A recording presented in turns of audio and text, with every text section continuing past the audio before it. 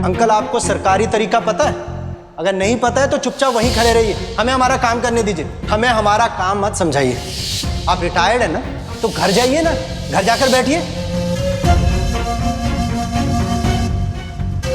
चलिए चलिए, हाँ हम लोग चले, विरेन भाई सब चले।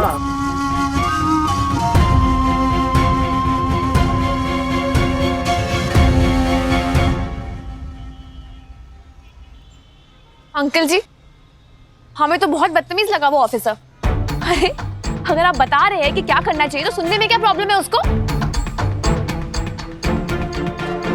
आप टेंशन मत लीजिए, हम अभी उसको ठीक करके आते हैं। ऐसा डोज देंगे ना, ऐसा डोज देंगे। नहीं आंटी जी, आप देखिए, याद रखेगा वो। तुम डोज दोगी उसको?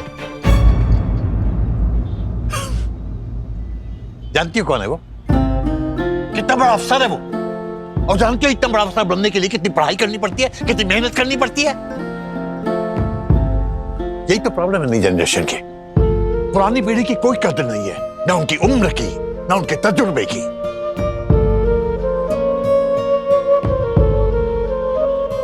डोज देंगी ये।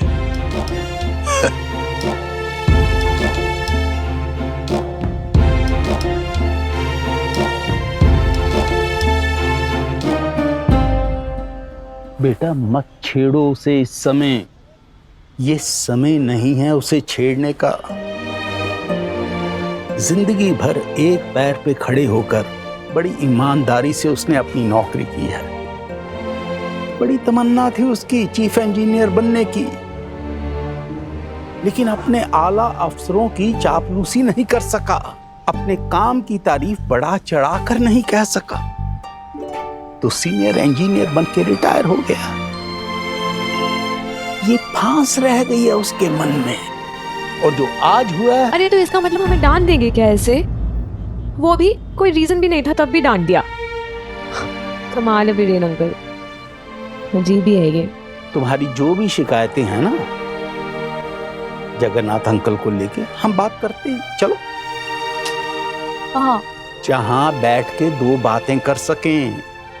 अंकल, हमें तो समझ ही नहीं आता कि आप और जगन्नाथ अंकल फ्रेंड्स कैसे हो सकते हो। हाँ, एक आप हो, आप इतने अच्छे हो, इतने मजेदार, इतने फन लविंग, और अंकल एक वो हैं, उनका तो जब देखो मुंह बना रहता है। अंकल, हमें तो लगा था उनके कोई फ्रेंड्स नहीं होंगे। तो किसने कहा कि उसके दोस्त हैं?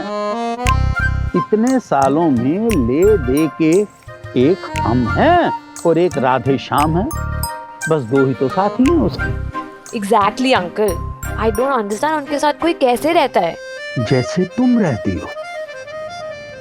अंकल, बट हमारी बात तो अलग है ना। मतलब हमारे पास कोई ऑप्शन नहीं था, और उन्होंने हमारी जान भी बचाई थी, और हमारे पेरेंट्स के सामने, to be honest, he has a nice side to him. हमारे लिए तो बहुत कुछ किया है उन्होंने अंकल, लेकिन वो बहुत डिफिकल्ट है। तो किसने कहा कि दोस्ती आसान होती है? बेटा, जग्गू उन दोस्तों में से नहीं है जो मतलब के लिए मिलें, हंसें, हा हा ही हू हू, और जैसे ही मतलब निकल गया तो गायब। उछला आदमी नहीं है जग्गू, गले तक पानी में उतरना पड़ता है जग्गू की गहराई जानने के लिए। 40 साल का साथ है हम दोनों का, 40 साल। 40 साल में तो लोगों की शादियां टूट जाती हैं, लेकिन हमारी दोस्ती टिकी रही। बहुत वाद विवाद हुआ, चिक चिक हुई, झगड़े हुए। जानती हो क्यों टिकी रही? क्योंकि जग्गू के लिए हम गले तक पानी में उतरे। बेटा रिश्ता निभाने के लिए, बनाने के लिए डूबना तो पड़ता है। उछेले पानी में तो सिर्फ अटखेलियां करता है इंसान। और तुमने वो अंग्रेजी में क्या कहा था? You too difficult. No no no, तुमने कहा था he seems to be a nice man. जानती हो वो खास क्या है? एक सच्चाई, ईमानदारी, थोड़ा बचपना, थोड़ी जिद, थोड़ा फितूर, ये सब कुछ जमा करके हमारा बनता है यार जग्गू।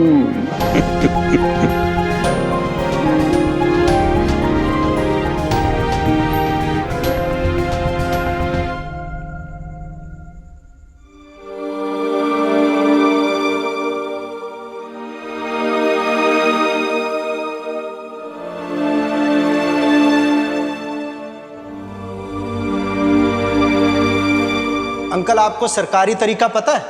अगर नहीं पता है तो चुपचाप वहीं खड़े रहिए, हमें हमारा काम करने दीजिए। अरे आप हैं कौन मिश्रा जी? हमें हमारा काम मत समझाइए। आप रिटायर्ड है ना, तो घर जाइए ना, घर जाकर बैठिए।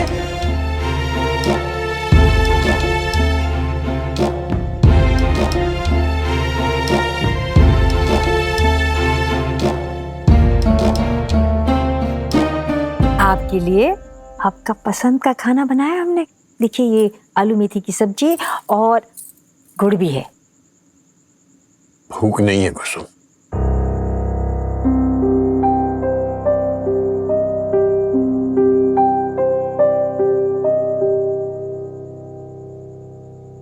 क्यों जान जला रहे हैं पंडित जी?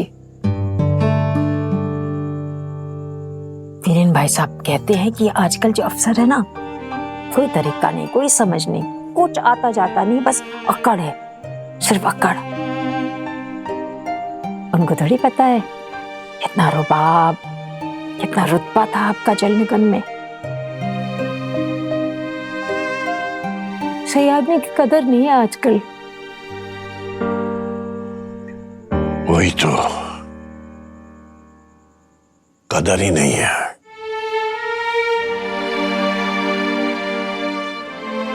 सारी जिंदगी काम में झोंक दी, कल मिला क्या? बताओ।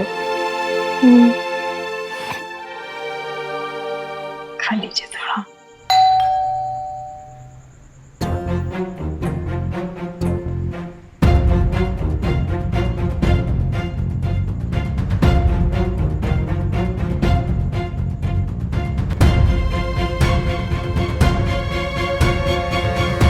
एक्सक्यूज मी सर, वो पाइप बदल गया है। आपने जैसे कहा था, हमने क्राइसिस मैनेजमेंट डिपार्टमेंट को फोन कर दिया था और झट से पाइप आ गया, काम हो गया है। और कुछ? जी सर, हम बस आपको थैंक यू बोलना चाहते थे। Thank you sir.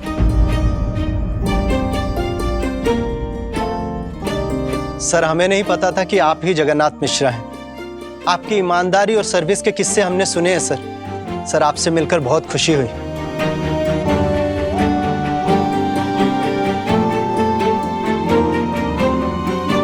अच्छा मैं चलता हूं सर।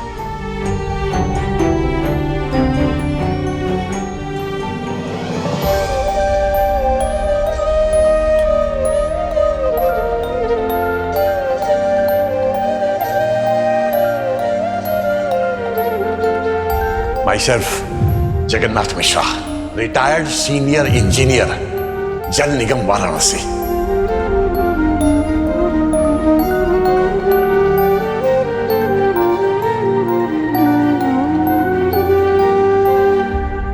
Thank you sir. भाई साहब कोई चाय वगैरह? नहीं, फिर कभी। Good night sir. Thank you.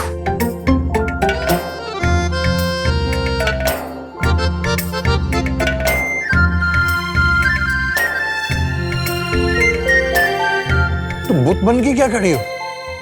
खाना तो बहुत भूख लगी है। लीजिए। और ये इतने से गुड़ से हमारा क्या होगा? ढेर सारा गुड़ है आपके लिए अंदर। तो लाओ। अरे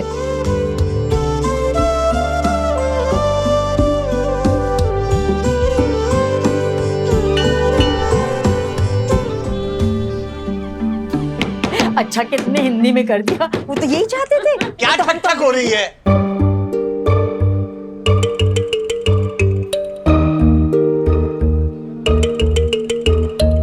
अब कुछ बताओगी या ऐसी मुस्कुराती रहोगी? पूर्वी ने ना आपके लिए नया नेम प्लेट बनवाया है हिंदी में, बिल्कुल जैसा आप चाहते हैं वैसा।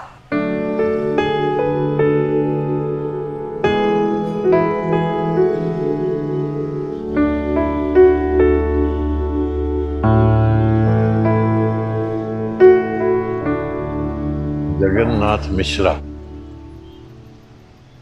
सबसे वरिष्ठ।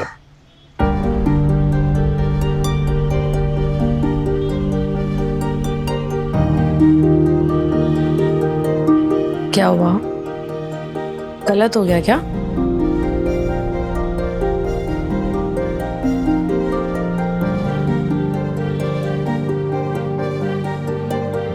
नहीं, वैसे तो गलत नहीं है, क्योंकि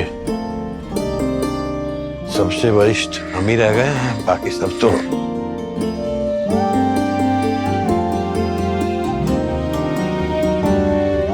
लेकिन इसे सबसे वरिष्ठ अभियंता नहीं कहा जाएगा। अगर कहना ही है तो वरिष्ठतम अभियंता।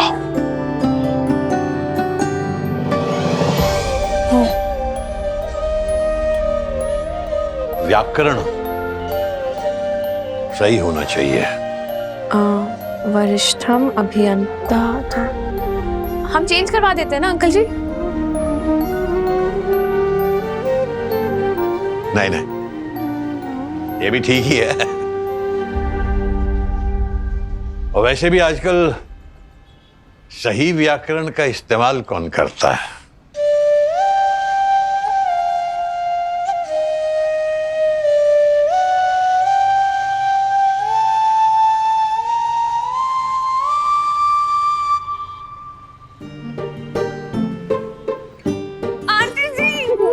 आज हम इतने खुश हैं, हम आपको बता नहीं सकते। सारा मुंह गीला कर दिया लड़की ने। अरे अभी गीला करा क्या है? आप बहुत क्यूट है आंटी जी। लेकिन एक बात बताइए, अंकल जी खुश तो हुए ये हमें पता चल गया, लेकिन मुस्कुराए नहीं। मुस्कुराने में इतनी कंजूसी क्यों? क्या बताए बेटा, हमारे अंकल ना बाहर से अपनी भावनाएं दिखा नहीं पाते, अंदर से उनको समझना होता है। पर इतना टफ क्यों है उन्हें समझना? आप कैसे समझ जाती है? सालों का साथ है पूर्वी। छोटे थे जब हमारा ब्याह हुआ था, इस बरस 50 पूरे होंगे, अभी तक नहीं समझेंगे। कुसुम, देखो उनका नाम लिया और उनकी बोलिया आ गई। बाप रे, कुछ ढूंढ रहे होंगे, नहीं मिला तो आसमान सर पे करेगी। आ रहे जी, आ रहे आ रहे।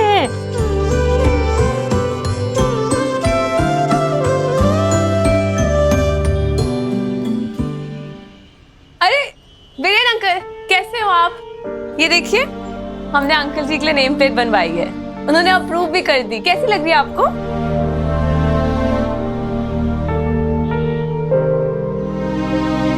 क्या हुआ अंकल, आप परेशान है क्या? नहीं नहीं,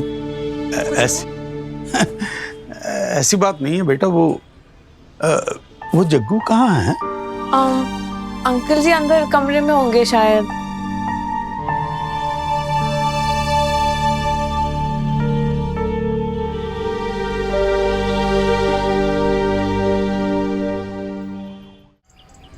चचा, अच्छे से लगाओ जरा चूना कत्ता, एकदम स्पेशल पान बनाना, हमारी इज्जत का सवाल है। कहा ना कि काशी भैया बड़ी मुश्किल से माने। माने नहीं है, पहले हम टेस्ट करेंगे, अगर अच्छा नहीं लगा तो नहीं खाएंगे, पहले बता रहे हैं हम। कैसे बनारसी बंदे हो आप? हाँ, अरे किसी को पता चलेगा तो क्या सोचेगा कि भाई 27 साल का बनारसी लौंडा और अभी तक मगही पान नहीं खाया। बताइए। अरे रुकिए भैया 1 मिनट। अरे भैया पकड़िए इसे 3 उंगली के बीच में पकड़िए। अरे डबो कीजिए। पान नहीं है ये, अमृत है अमृत। बोलो बोलो। ऐसे बोलो। नहीं नहीं, हम नहीं खाएंगे। मास्टर जी कहते हैं कि पान चबाना बुरी आदत होती है और ये तुम्हारे अमृत से ना दांत खराब हो जाते हैं। तुम खाओ तुम्हारा अमृत। तो मास्टर जी दिमाग खराब कर दिए हैं सारा। तो भैया हम आपको बता रहे हैं कि मास्टर जी के चक्कर में मत पड़िए, नीरस रह जाएंगे। क्यों भैया, सही बोले ना? कुछ ज्यादा नहीं बोल रहे हो तुम? भैया हम नहीं खाएंगे तो मत खाइए, हम बैठ जाते हैं।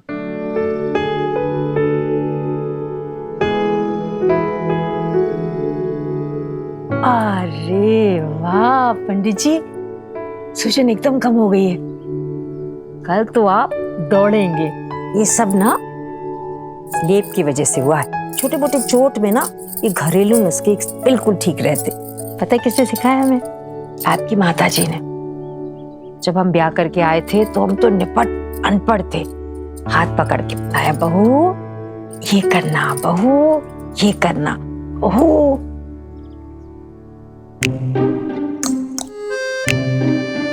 पंडित जी,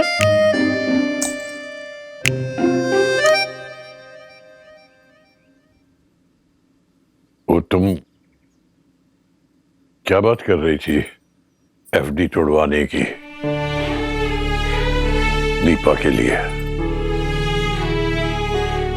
क्या हुआ, अचानक पैसों की जरूरत क्यों पड़ी उसे?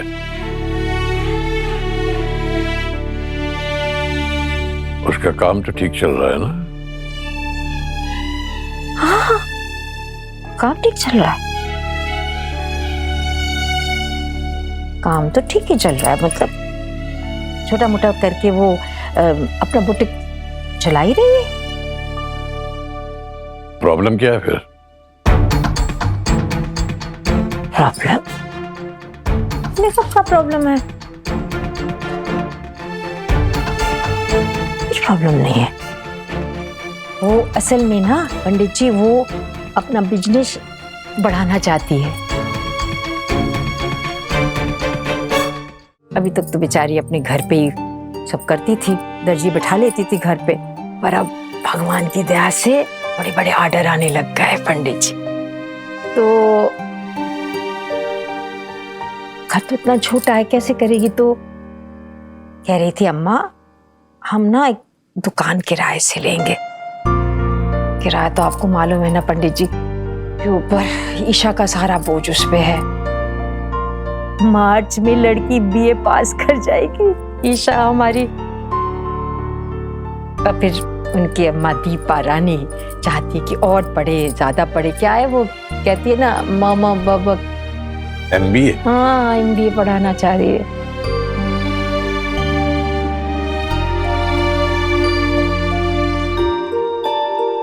वैसे खुद कुछ नहीं मांगा लड़की ने। कैसे मांगती? स्वाभिमानी है अपने बाप जैसी। तो हमारा दिल है ममता।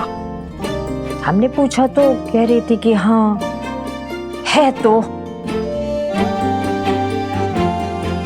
ये मयंक है ना, जब से उसने तलाक दिया है, दीपा की तो छोड़िए, ईशा को भी देखता नहीं है। कहाँ जाएगी दीपा बेचारी, इससे बात करेगी। हम दोनों ही तो हैं बच्चे, किससे साझा करेगी अपना दुख? तो बस ऐसे ही है।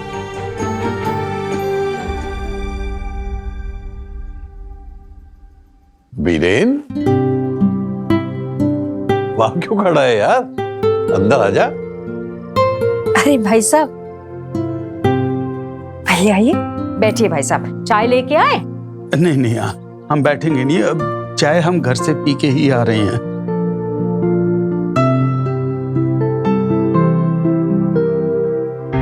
क्या बात है भाई, मुंह क्यों उतरा हुआ है? हाँ, टेंशन में हो क्या कि मैं तुम्हारे साथ सैर करने नहीं आ रहा हूं? फिक्र मत करो, अब हम बिल्कुल ठीक है। बाकायदा कल से तुम्हारे साथ सैर पे चला करेंगे। वो बात नहीं है जग्गू, हम बस ये पूछने आए हैं कि क्या तुम्हारी इस महीने की पेंशन आ गई? कैसी बात कर रहे हैं यार, आज 15 तारीख हो गई है। पेंशन तो हमारी 5 तारीख को ही आ गई थी। क्यों? हमारी अभी तक नहीं आई। समझ में नहीं आ रहा, ऐसा पहले तो कभी नहीं हुआ। दफ्तर में आपने पता किया भाई साहब? हाँ भाभी जी, दफ्तर में फोन किया था। वो कहने लगे कि पेंशन ऑफिस जाओ। वहां उनके पीछे लग लग के थक गए हम, कोई सीधा जवाब नहीं मिल रहा। बात यह है ना जग्गू, जब से मोहित ने हमारे एटीएम कार्ड से पैसे निकाले हैं, तब से हमें बहुत बुरा लग रहा है कि उसे अपनी ख्वाहिश पूरी करने के लिए चोरी करनी पड़ी। सोच रहे हैं कि हमारी पेंशन आ जाए तो उसे एक स्मार्टफोन खरीद दें। बच्चों की ख्वाहिशें कभी पूरी नहीं होती। आज उसे स्मार्टफोन चाहिए, कल को कुछ और चाहिएगा, परसों कुछ और हो। आजकल के बच्चों को खुद पे कंट्रोल करना सीखना होगा। फिर भी जग्गू, दादा हैं हम उसके, मन नहीं मानता यार।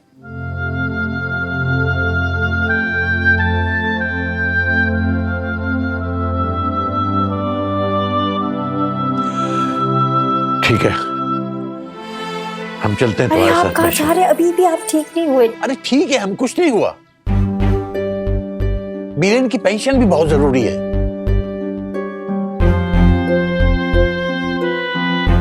चलो आराम से। वो रास्ते में बैंक में रुककर एफडी भी तोड़वा लेंगे हम।